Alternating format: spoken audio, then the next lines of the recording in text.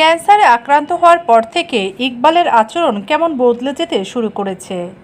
আগে অফিসে গেলে ৩-৪ বার ফোন দিত প্রতিদিন, এখন সেটা কমতে কমতে একবার এসে দাঁড়িয়েছে। তাও নিজ থেকে দেয় না, আমি কলের পর কল দিলে ফোন ব্যাক করে। এই আমার খারাপ লাগে। প্রিয় মুখগুলো হঠাৎ বদলে যেতে শুরু করলে ভয়ানক খারাপ লাগার সৃষ্টি হয় মনের ভেতরে। আমারও হয়েছে। এ নিয়ে প্রায় সময় আমি হতাশায় ভুগি, নিজেকে মাঝে মাঝে শেষ করেও দিতে ইচ্ছে করে। আমি তো কখনো ক্যান্সার নামক এই ব্যাধি চাইনি, আমার তো দোষ নেই কোনো। তাহলে কেন ইকবালের ভালোবাসা থেকে দিন দিন শুধু বঞ্চিতই হব? ভদ্রমহিলা থামলেন। আনুমানিক বয়স ৩২। আনুমানিক বলার কারণ প্রেসক্রিপশনের উপরে এইজের ঘরটা খালি পড়ে আছে। মোটা চশমা ভেদ করে তার দিকে তাকিয়ে থাকা নীলিমা তাই বয়সটা আন্দাজ করেই নিল। নীলিমা পেশায় একজন সাইকিয়াট্রিস্ট। এই পেশায় তার আগমন খুব বেশি দিনের না, কিন্তু ইতিমধ্যে এরকম বহু কেস হ্যান্ডেল করতে হয়েছে। বর্তমানে প্রায় ৬০% বিবাহিত মহিলারই একটি কমন অভিযোগ, তাদের স্বামীদের বদলে যাওয়া।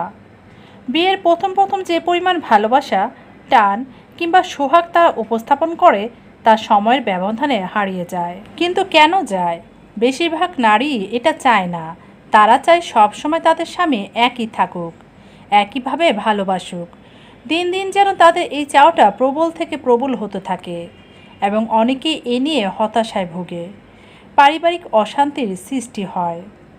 নীলিমার সামনে বসে থাকা এই মহিলাটিও তাদের কাতারে।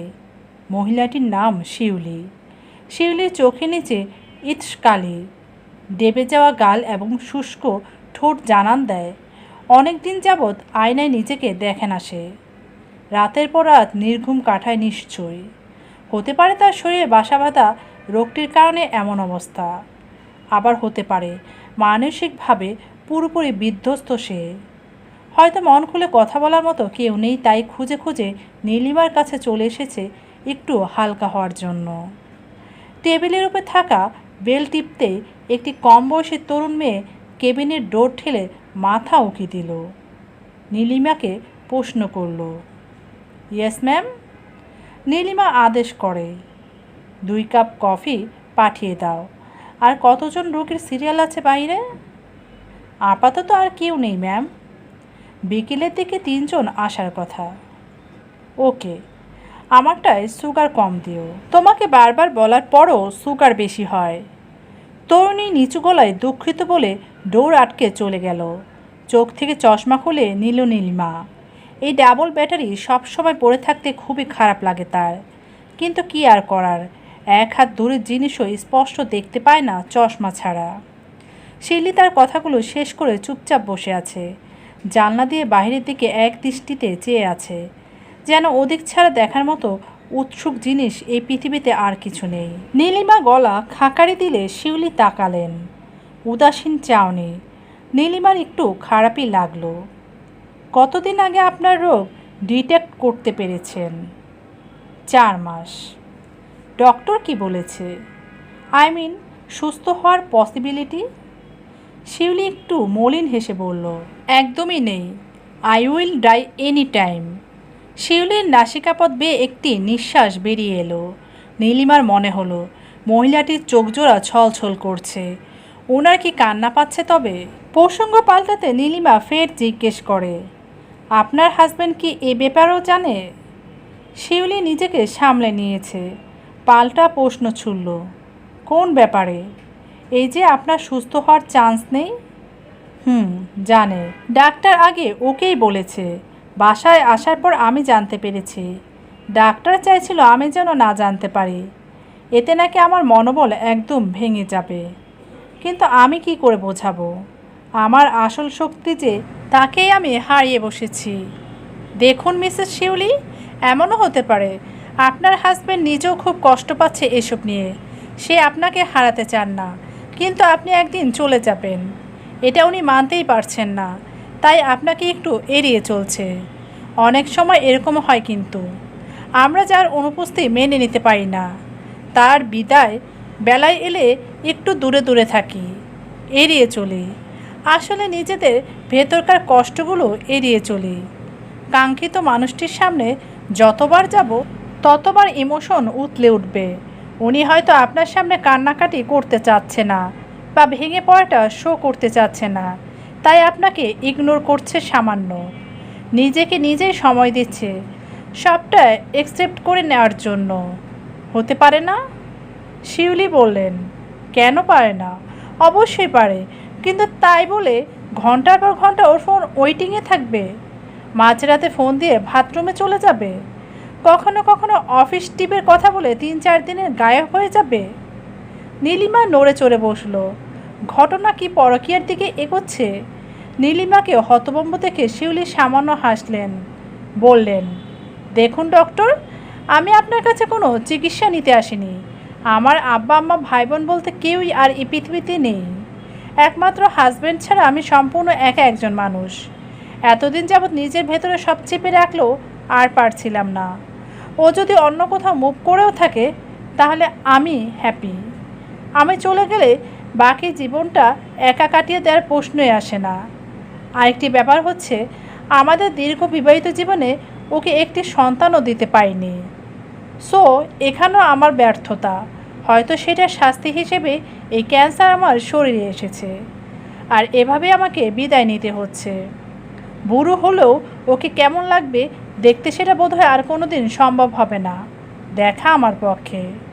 শিউলি কেঁদে ফেললেন। আচানক ডোর ঠেলে নীলিমার অ্যাসিস্ট্যান্ট ঢুকলো। তাকে দেখে দ্রুত চোখ মুছে নিলেন তিনি।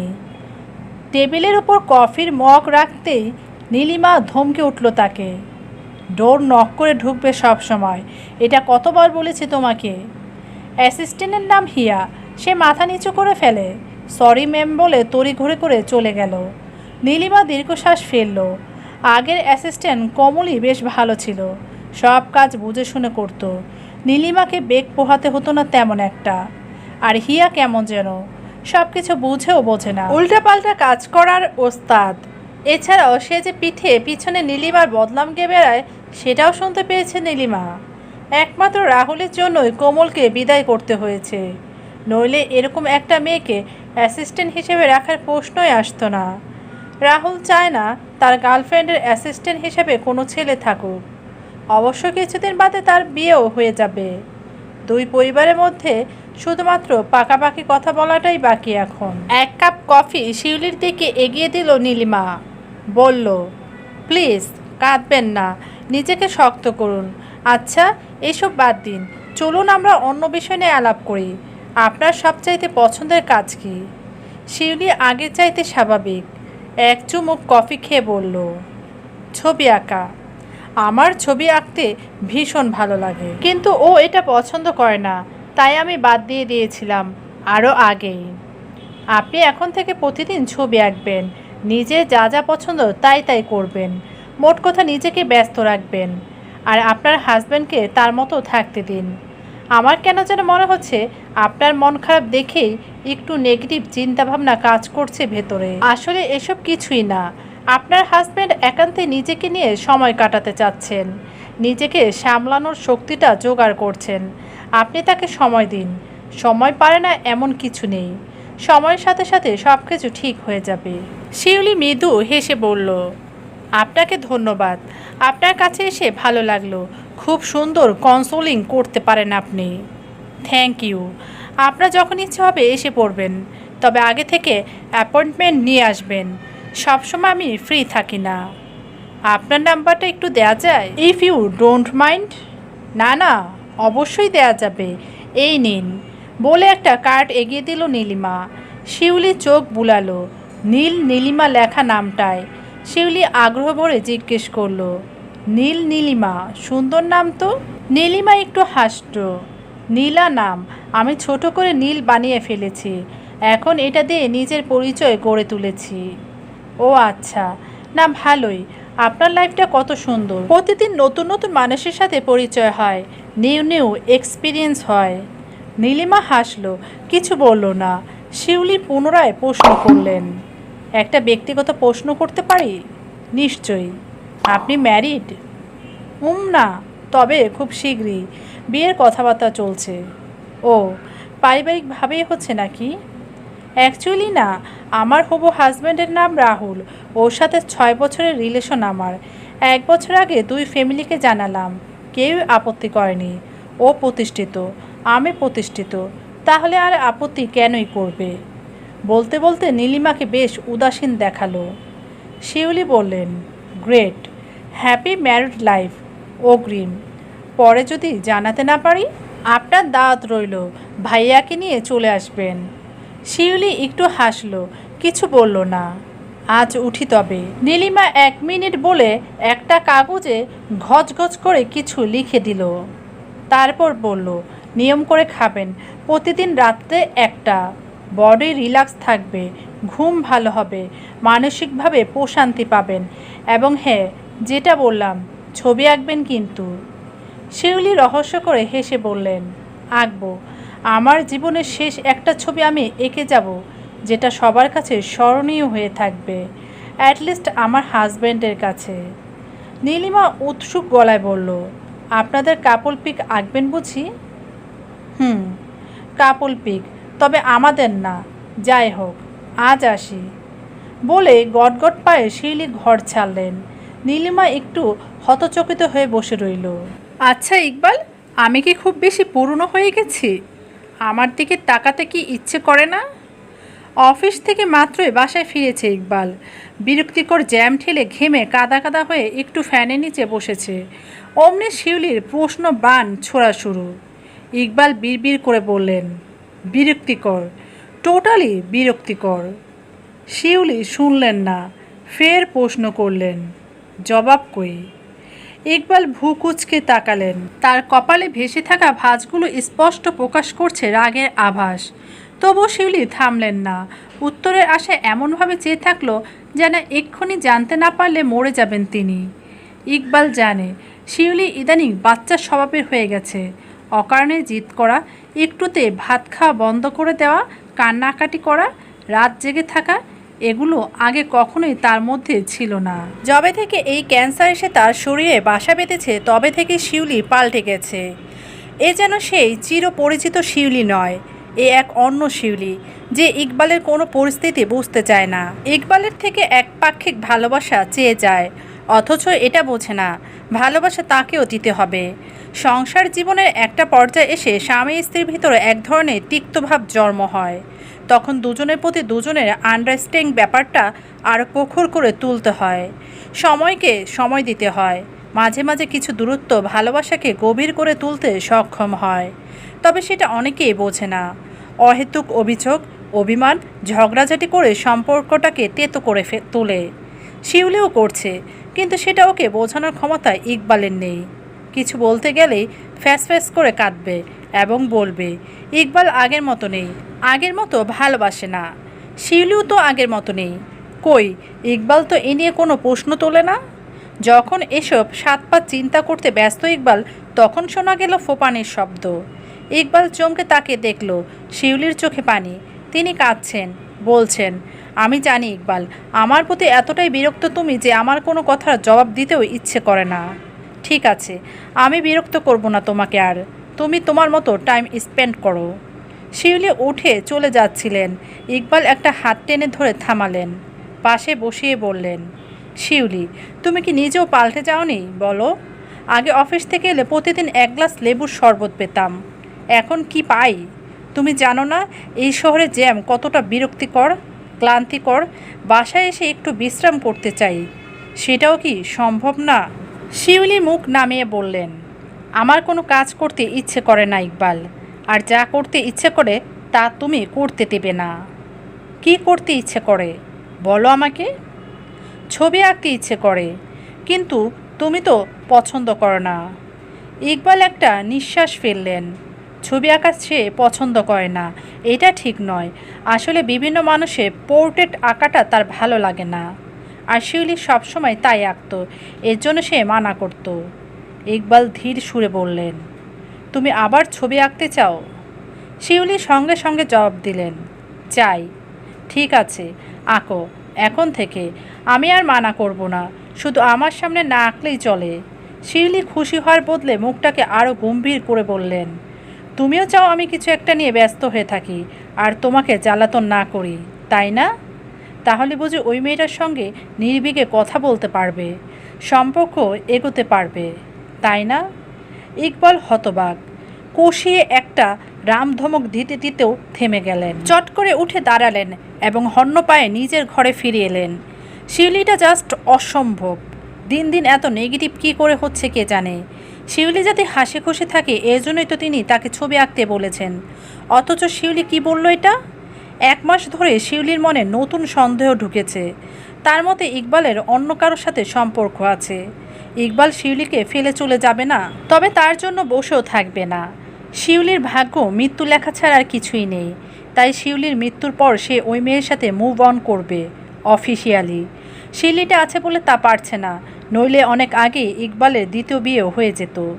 শিউলি এই ধরনের জিনিস কোথা থেকে পেয়েছে, কেন ভাবে, কেন সব সময় নেগেটিভ মাইন্ড নিয়ে ঘোরে ইকবাল জানে না। সে শুধু জানে এভাবে চলতে থাকলে শিউলি নয়, সে মারা যাবে একদিন। একটা রোগ সব কিছু এলোমেলো করে দিল তাদের মধ্যে।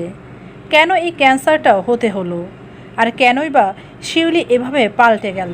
তাদের ভেতর একটি বাচ্চার শূন্যতা থাকলেও কখনো সেটাকে অপূর্ণতা মনে করেনি ইকবাল। সে সবসময় মানসিকভাবে শিউলিকে সাপোর্ট দিয়ে গেছে। বিনিময়ে এখন কি পাচ্ছে? চরিত্রহীন উপাধি। ইকবাল বিড়বিড় করে কিছু অশ্লীল বাক্য ছাড়লেন। হাত ঘড়িটায় 9টা বাজছে। রাত নেমেছে শহরের বুকে, যদিও রাস্তাঘাটে আলোয় পরিপূর্ণ। ঢাকা শহরের রূপ রাতের বেলা বেড়ে যায়, এমনটাই মনে হয় রাহুলের কাছে। সে বসে আছে একটা রুফটপ রেস্টুরেন্টে, অপেক্ষা করছে নীলিমার জন্য। ইদানিং এত ব্যস্ত থাকে মেয়েটা, তার জন্য সময় হয় না। অনেক সময় রাতের বেলাও ফোনে কথা হয় না পেশেন্টদের জন্য। বিভিন্ন পেশেন্ট রাতে ঘন্টার পর ঘন্টা ফোন দিয়ে কথা বলতে থাকে। নীলিমাও চুপচাপ শুনে যায় সেসব, কাউন্সেলিং করে। রাহুলের বিরক্তি লাগে, এই মেয়েটার মধ্যে এত ধৈর্য আসে কোথা থেকে? ঘড়ির কাঁটা ঘুরতে ঘুরতে 9:30 ঘরে এলো। নীলিমার দেখা নেই, ফোনটাও তুলছে না। রাহুল এবার বাসায় ফোন করলো নীলিমার মায়ের নাম্বারে। আসসালামু আলাইকুম আন্টি, কেমন আছেন? এই তো বাবা, আছি আলহামদুলিল্লাহ। তুমি ভালো তো? তোমার বাবা মা সবাই ভালো? জি আন্টি, সবাই ভালো আছি। আন্টি, একটু নীলিমাকে ডেকে দেবেন? ওকে অনেকক্ষণ যাবৎ ফোন দিচ্ছি, ধরছেই না। নীলিমা তো এখনও চেম্বার থেকে ফেরেনি রাহুল। রাহুল এবার চিন্তিত স্বরে বলল, ও আচ্ছা আন্টি, রাখছি তাহলে। ও বোধহয় আজ বেশি ব্যস্ত একটু। ভদ্রমহিলা কিছু বলার আগে রাহুল ফোন কেটে দিল। সব কিছু বিরক্ত লাগছে তার কাছে। নীলিমার এই অবহেলাগুলো দিন দিন বিষিয়ে তুলছে ভেতরটা। আচ্ছা, এই অভিমানগুলো জমা হতে হতে পাহাড় সমান হয়ে গেলে তখন কি ভালোবাসা ফিকে হয়ে যাবে? নাকি নীলিমাকে এভাবেই মেনে নিয়ে রাহুল থাকতে পারবে সারা জীবন? রাহুল উত্তর পেল না। একটা দীর্ঘশ্বাস ফেলে সে বেরিয়ে এলো রেস্টুরেন্ট থেকে। নীলিমা বোধহয় আজ আর আসবে না। রাহুল বের হওয়ার মিনিট 2 মাথাতে নীলিমা এলো। দ্রুত পায়ে রেস্টুরেন্টে ঢুকে আশেপাশে কোথাও রাহুলকে দেখতে না পেয়ে বাহিরে বেরোলো। ব্যাগ থেকে ফোন বের করে তড়িঘড়ি করে কল করতে রিসিভ হলো ও প্রান্ত থেকে। হ্যালো রাহুল, তুমি কোথায়? নীলিমার কণ্ঠস্বর কাঁপছে। উদ্ভ্রান্তের ন্যায় ছুটে এসেছে সে এক প্রকার। রাহুল গম্ভীর মুখে বলল, পার্কটার পেছনে। ওদিকে চলে গেছো? আচ্ছা দাঁড়াও, আমি 2 মিনিটে আসছি। তোমার? রাহুলের বলা হলো না। নীলিমা ফোন কেটে দিয়েছে ততক্ষণে। আলো আধারের মধ্যে একটা বেঞ্চে বসে রয়েছে দুজনে।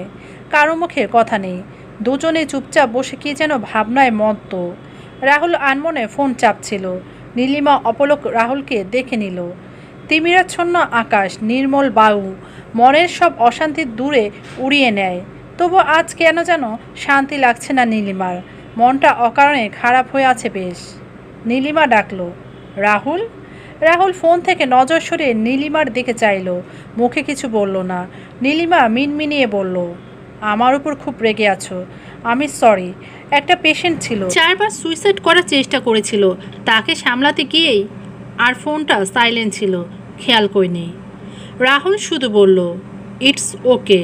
তারপর মুখ ঘুরিয়ে আবারও ফোনের দিকে তাকালো।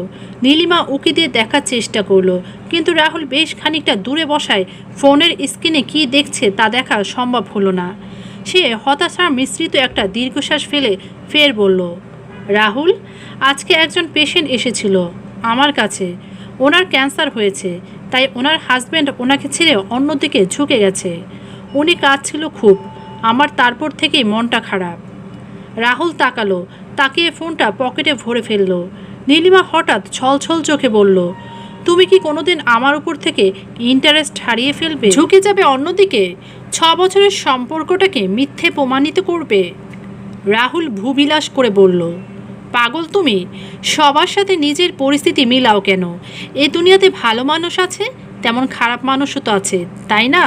হাতের 5 আঙ্গুল যেমন সমান না, তেমন সবাইকে এক পাল্লায় ওজন দেওয়া উচিত না। আমি কেমন তা কি জানো না? নীলিমা মনে মনে উত্তর দেয়, জানতাম, তবে এখন মনে হয় জানি না। তোমাকে ভীষণ অচেনা লাগে রাহুল। রাহুল বলল, কি হলো, কি ভাবছো? ও না, কিছু না, কি যেন বলছিলে? বলছিলাম আমি তোমাকে ফেলে কোথাও যাব না।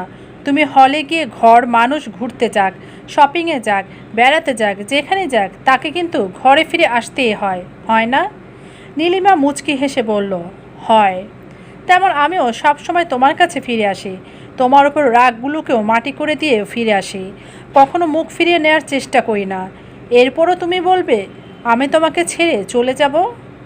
নীলিমা হাসছে, তার কাছে এ প্রশ্নের কোনো উত্তর নেই। শিউলির ঘুম ভেঙে গেছে, বুকটা ধুক ধুক করছে কেন যেন। তিনি পাশ ফিরে ডিম লাইটের আবছা আলোয় দেখল বিছানা খালি। বাথরুমের ভেতর থেকে শব্দ আসছে, ফিস ফিস শব্দ, যেন ইকবাল কারোর সাথে ফোনে কথা বলছেন। শিউলির বুক ভেঙে গেল, মনে হচ্ছে ধারালো কিছু দিয়ে ক্রমাগত ক্ষতবিক্ষত করে তোলা হচ্ছে ভেতরটা। রক্তাক্ত হৃৎপিণ্ড নিয়ে সে অবশ্যের ন্যায় উঠে দাঁড়ালেন, এক ছুটে চলে এলেন বাথরুমের দরজায়। আজ যেন সব ধৈর্যের বাঁধ ভেঙে গেছে। শিউলি চিৎকার করে ইকবালকে ডাকতে লাগলেন, সেই সাথে দরজায় এমনভাবে কিল ঘুষি মারতে লাগলেন, পারে না দরজাটাই ভেঙে ফেলেন। 1 মিনিটের মাথায় ইকবাল দরজা খুললেন। তার হতচকিত মুখ প্রশ্নবিদ্ধ চোখে তাকিয়ে আছেন শিউলির দিকে। শিউলির সেসব দেখার সময় নেই। তিনি পাগলের মতো ইকবালের সারা শরীরে হাতিয়ে দেখছেন মোবাইল বের করে আনার জন্য, কিন্তু কোথাও ফোন না পেয়ে ইকবালকে ঠেলে বাথরুমের ভেতর ঢুকে গেলেন। কার সাথে কথা বলছিলে তুমি? আমাদের মাঝখানে কাকে এনেছো তুমি? কে সেই তৃতীয় ব্যক্তি যে তোমাকে আমার কাছ থেকে কেড়ে নেবে? বলো আমাকে, আমি জানতে চাই। ছুরি মারলে সামনে থেকে মারো, কেন পেছন দিক থেকে আঘাত করছো? আমি সব জানতে চাই, আমার সব প্রশ্নের উত্তর চাই। শিউলি যেন পাগল হয়ে গেছেন, রাগে গজগজ করতে করতে পুরো বাথরুমে চিরুনি অভিযান চালালেন। আশ্চর্যের বিষয়, কোথাও ফোন পেলেন না তিনি। এবার ইকবালের মুখোমুখি দাঁড়ালেন। ইকবাল অবাক চোখ মেলে তাকিয়ে। শিউলি চিবিয়ে চিবিয়ে বললেন, ভাজা মাছটাও উল্টে খেতে জানো না? এরকম ভাব করে লাভ নেই। আমি জানি তুমি প্রতিদিন রাতে আমি ঘুমিয়ে যাওয়ার পর ফোন নিয়ে বাথরুমে ঢোকো, তারপর ঘন্টার পর ঘন্টা কথা বলো ওই মেয়ের সাথে। আজকেও কথা বলছিলে না? সেই মেয়েটাকে বলো আমাকে, আজকে তোমাকে বলতেই হবে। ইকবালের প্রচণ্ড মাথা ধরেছে, দিনেও শান্তি নেই, এখন রাতেও শান্তি পাচ্ছেন না। শিউলির এসব অহেতুক সন্দেহ, ক্যাচাল, পাগলামের সহ্যের বাহিরে চলে যাচ্ছে। তিনি পারছেন না, শিউলির সঙ্গে একই ছাদের তলায় বাস করছেন, কিন্তু এখন আর থাকতে ইচ্ছে করে না। সব ফেলে অনেক দূরে কোথাও চলে যেতে ইচ্ছে করছে। এর মানে এই না তিনি শিউলিকে ভালোবাসেন না। ভালোবাসেন, যথেষ্ট বাসেন, কিন্তু তার কোনো মর্যাদাই শিউলি দেয়নি, বরং নিত্য নতুন কাহিনী সৃষ্টি করছে, ইকবালের শান্তি নষ্ট করছে। এভাবে আর যাই হোক, এক ছাদের তলায় থাকা যায় না। একত্রে থেকে তিক্ততা বাড়ানোর চাইতে যার যার সম্মান নিয়ে দূরে থাকা অনেক ভালো। ইকবাল মনে মনে সিদ্ধান্ত নিলেন তিনি শিউলির সাথে এ বিষয়ে কথা বলবেন। ইকবাল নরম গলায় বললেন, ঘরে আসো, তোমার সাথে আমার কথা আছে। কি কথা? যা বলার এখানেই বলো। এটা কেমন তোর জেদ শিউলি? তুমি এরকম পাগলের মতো আচরণ কেন করো সব সময়?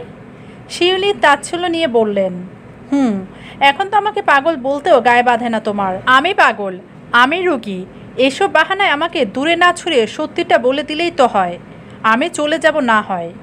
শিউলির চোখ ছাপিয়ে জল ভরছে। ইকবাল নিজের ক্রোধ সংবরণ করতে পারছে না কিছুতেই। শিউলি, তোমাকে আমি লাস্ট ওয়ার্নিং দিচ্ছি, এভাবে সংসারটাকে নষ্ট করো না। আমাদের মধ্যে তৃতীয় কোনো কিছু থেকে থাকলে সেটা তোমার জেদ, সন্দেহ এবং মুখের জাতা ভাষা, এগুলোই তোমার থেকে আমাকে দূরে সরিয়ে দিয়েছে। যদি চাও একই ছাদের তলায় বসবাস করতে আমাকে নিয়ে, তাহলে নিজেকে নিয়ন্ত্রণ করো, ঠিক হও, আমার উপর থেকে সন্দেহ ছাড়ো, আর নইলে আমার আলাদা বাসা দেখতে হবে। চিন্তা করো না, তোমার যত খরচ লাগবে সবই আমি দেব। ইকবাল থামলেন। কপালের দুপাশে রগ ফুলে উঠেছে, ভীষণ যন্ত্রণা হচ্ছে মাথায়। তিনি উত্তরে অপেক্ষা না করে ঘরে চলে এলেন। বিছানার একপাশে বসতে তার মুখোমুখি এসে দাঁড়ালেন শিউলি। ইকবাল তাকালেন। শিউলির চোখে মুখে অমাবস্যার অন্ধকার যেন। শিউলি অস্ফুট স্বরে বললেন, সব প্ল্যান করেই ফেলেছ না? ইকবাল ভ্রু কুঁচকে বললেন, কিসের প্ল্যান? আমাকে ছেড়ে চলে যাওয়ার। তা কার সাথে আলাদা বাসা নেবে? ওই মেয়ের সঙ্গে। ওকে তুমি বিয়েও করবে ইকবাল? ও তোমাকে বাচ্চা দিতে পারবে তো? এসব তুমি কি বলছো শিউলি? তোমার মাথা সত্যিই ঠিক নেই। Just sleep right now, no more talk. আগামীকাল সকালে তোমার সাথে ফাইনাল কথা হবে আমার। উফ, হবে না।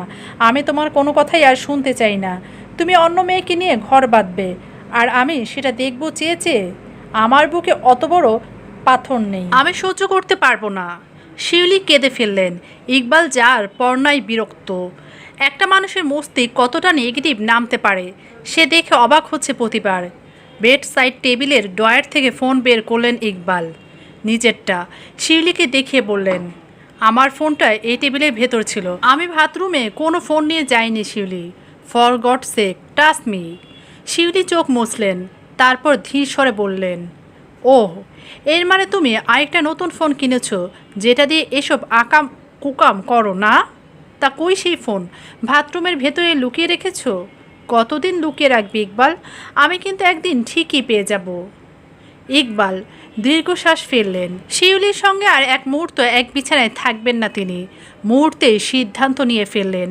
বিছানা থেকে একটা বালিশ তুলে নিয়ে গটগট করে চলে গেলেন অন্য ঘরে। এরপর অনেক দিন গড়িয়েছে। রবিবারের সন্ধ্যা। ইকবাল অফিস থেকে বেরিয়ে কোনো গাড়ি নিলেন না। ক্লান্ত পাজোড়া জোর করে টেনে নিয়ে ফুটপাত ধরে হেঁটে চললেন। সে ক্লান্ত, প্রচুর ক্লান্তি তার শরীরে।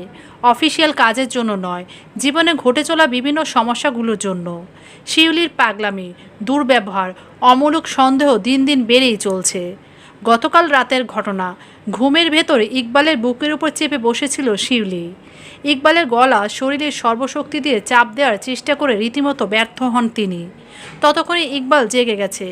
শিউলিকে এক ধাক্কায় সরিয়ে দিয়েছে নিজের উপর থেকে। ঘুম জড়ানো অবাক চাউনি নিক্ষেপ করে শিউলির দিকে তাকালে তিনি ফুপিয়ে উঠে বললেন, তোমাকে অন্য কারো হতে দেখতে পারবো না আমি।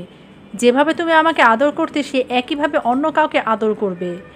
এটা আমি কিছুতেই সহ্য করতে পারবো না ইকবাল। ইকবাল বিবস্ব গলায় জবাব দিলেন, তুমি আমাকে মারতে এসেছিলে শিউলি? শিউলি জবাব না দিয়ে কাঁদতে থাকলেন। ইকবাল আর কিছু না বলে অন্য ঘরে গিয়ে দরজা আটকে হতাশায় ডুবে গেলেন। কার কাছে যাবেন? কাকে বলবেন নিজের মনের চলা দ্বন্দ্বের কথা? একবার মন বলছে এভাবে সংসার করা সম্ভব নয়। একটু শান্তিতে দম নিতে হলেও শিউলির থেকে দূরে যেতে হবে।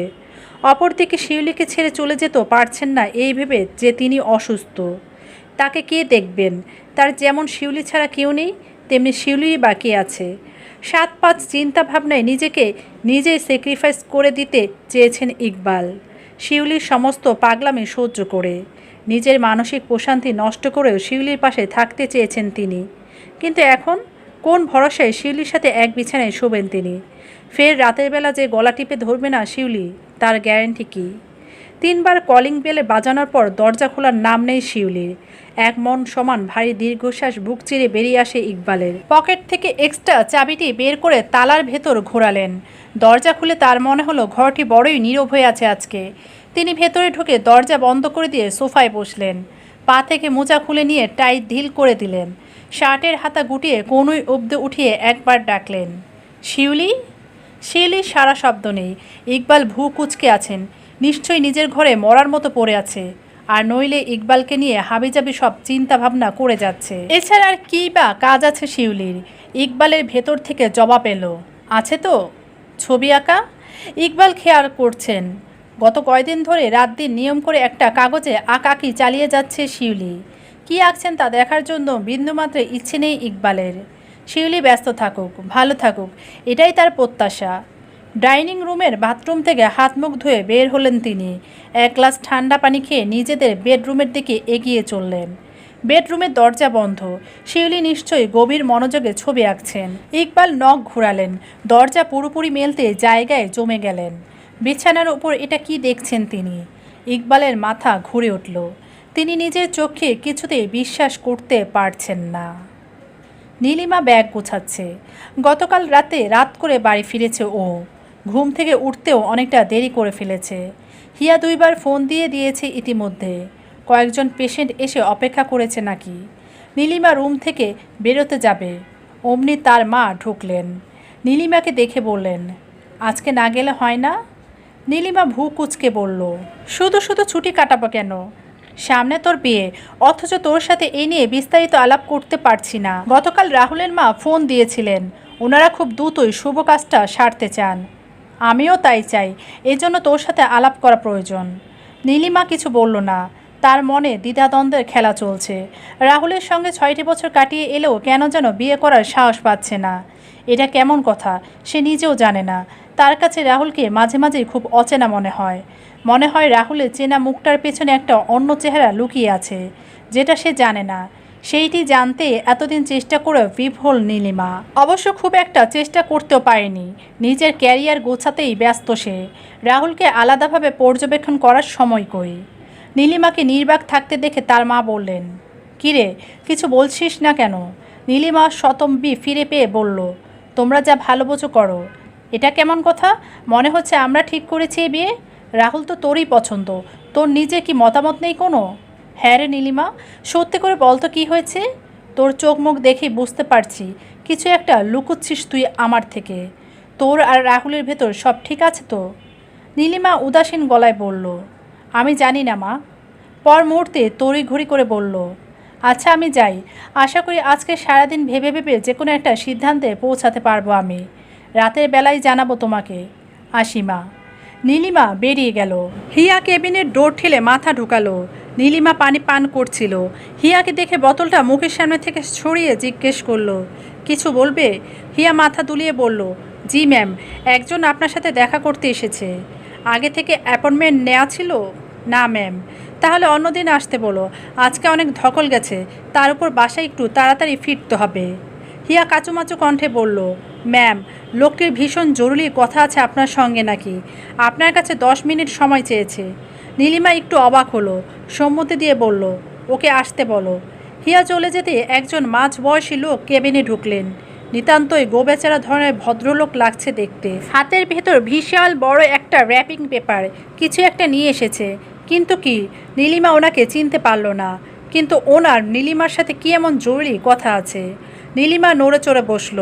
ভদ্রলোক বিনা বাক্যে চেয়ার টেনে বসে পড়লেন। তারপর হাতের র্যাপিং পেপারে মোড়ানো জিনিসটা টেবিলের উপর থেকে নীলিমার দিকে একটু ঠেলে দিলেন। বললেন, আমি ইকবাল মাহমুদ, আমাকে আপনি চেনেন না? নীলিমার মনে পড়ল, অনেক দিন আগে একজন রোগী এসেছিল। কি যেন নাম? শিউলি। হ্যাঁ শিউলি। ওনার হাজব্যান্ডের নাম ইকবাল বা এই ধরনের কিছু ছিল। তবে কি ইনি শিউলির হাজব্যান্ড? তা সেই মহিলা কোথায়? তিনি ঠিক আছে তো? মনের ভেতর অনেকগুলো প্রশ্ন ঘুরপাক খেতে লাগলো। নীলিমাকে নির্বাক থাকতে দেখে ইকবাল বললেন, আমার ওয়াইফের নাম শিউলি। সে আপনার কাছে একবার এসেছিল। এইবার নীলিমা বলল, ইয়েস, আই রিমেম্বার। অনেক দিন আগে এসেছিল। আপনার ব্যাপারে তার নানান অভিযোগ আমার কাছে ব্যক্ত করে গেছে। উনি আমার নাম্বার নিয়ে গেল, এরপর আর যোগাযোগ হয়নি। উনিও এসেছেন নাকি? ভালো আছেন? ইকবাল তাকালেন। তার বিধ্বস্ত চেহারার কারণ নীলিমা ধরতে পারল না। তবে কোথাও একটা গণ্ডগোল আছে সেটা ঠিকই বুঝতে পারছে। বুকের ধুকপুকানি কয়েক গুণ বেড়ে যাচ্ছে। কিন্তু এমনটা হওয়ার কারণ কি? ইকবাল বললেন, আপনি একটু এটা খুলে দেখুন, তারপর আপনার সব প্রশ্নের উত্তর আমি দেব। নীলিমা প্রশ্ন করতে চেয়েও থেমে গেল। লোকটির কথা মতো র্যাপিং পেপার সরাতে একটা বড় ফ্রেম বেরিয়ে এলো। সেই সঙ্গে নীলিমার মনে হলো তার মাথা ঘুরে উঠেছে। চোখের সামনে যেটা দেখেছে সেটা কিছুতেই বিশ্বাস হচ্ছে না। নীলিমার শরীর বিবস্ব হয়ে যেতে শুরু করলো। ফ্রেমে একটা ছবি আঁকা। ছবিতে রাহুলের সঙ্গে শিউলির খুবই ঘনিষ্ঠ একটা মুহূর্ত ফুটে উঠেছে। নীলিমার চোখ জোড়া ধীরে ধীরে ঝাপসা হয়ে আসতে শুরু করলো। সে দ্রুত ছবিটার উপর পেপার চাপা দিল। এই ধরনের দৃশ্য সহ্য করা কোনো গার্লফ্রেন্ডের পক্ষে সম্ভব না। ইকবাল বললেন, শিউলি রাহুলের সঙ্গে একটা গোপন সম্পর্কে লিপ্ত হয়েছিল আরও ১.৫ বছর আগে। শিউলির কেউ নেই দেখে আমি বেশ কিছুটা টাকা এবং সম্পত্তি ওর জন্য রেখে দিয়েছিলাম। সেগুলো ওর নামে ব্যাংকে রাখা ছিল। আমি ভেবেছিলাম কোনোদিন যদি আমি মৃত্যুবরণ করি তবে শিউলিকে যেন রাস্তায় পড়তে না হয়। সেই টাকার লোভে রাহুল ওকে ভালোবাসার স্বপ্ন দেখায়। আমি কাজের ব্যস্ততায় শিউলির থেকে দূরে চলে যাচ্ছিলাম। ওদিকে রাহুল ওর কাছে চলে আসছিল। আমার থেকে যা যা না পেত শিউলি তা রাহুল পূরণ করে দিচ্ছিল। বলতে পারেন অপ্রেমের বয়সে ও প্রেমে পড়েছিল ওই ছেলেটিরই। শিউলির টনক নড়ে তখন যখন রাহুল তার থেকে প্রায় ১০ লক্ষ টাকা নিয়ে নিজে ব্যবসা শুরু করে এবং এরপর থেকে ওকে ইগনোর করতে শুরু করে। শিউলি আপনার ব্যাপারে কিছুই জানতো না, রাহুল জানতে দেয়নি। রাহুল নিজেকে একটা ইনোসেন্ট বয় হিসেবে ওর সামনে তুলে ধরেছিল। এরপর আস্তে আস্তে রাহুলের টান ভালোবাসা কমে গেলে রাহুলের খোঁজ করে এবং তখন গিয়ে আপনার ব্যাপারে জানতে পারে, তাও অন্য কারো থেকে। রাহুল জানতো না যে শিউলি আপনার ব্যাপারে জানে। এরই মাঝে বেশ কিছুদিন যাবৎ মারাত্মক অসুস্থ থাকায় আমি ওকে ডক্টর দেখাই এবং ওর শরীরে ক্যান্সার কোষ ডিটেক্ট করি। এটা জানার পর শিউলি অনুতপ্ত হয়, রাহুলের থেকে সরে আসে নিজেই, কিন্তু প্রতি মুহূর্তে অনুতাপের আগুনে দগ্ধ হতে থাকে। আমাকে কিভাবে সব বলবে, কিভাবে শেয়ার করবে, কিভাবে ক্ষমা চাইবে, এসব ভেবে ভেবে ও ডিপ্রেশনে চলে যেতে থাকে ধীরে ধীরে। ও ক্যান্সারে আক্রান্ত, যে কোনো দিন আমাকে ছেড়ে চলে যাবে এই বিষয়টি আমি কিছুতেই মানতে পারছিলাম না, তাই অনেকটা চুপচাপ হয়ে গিয়েছিলাম। আর শিউলি সেটাকে নেগেটিভভাবে নেয়। ও ভাবতে থাকে আমি বোধহয় কারোর সাথে জড়িয়ে আছি, যার কারণে ওর প্রতি আর ইন্টারেস্ট দেখাই না। বলে না চোরের মন পুলিশ পুলিশ, ও যেরকম করছে ভাবছে আমি বোধহয় ওই রকম কিছু একটা করতেছি।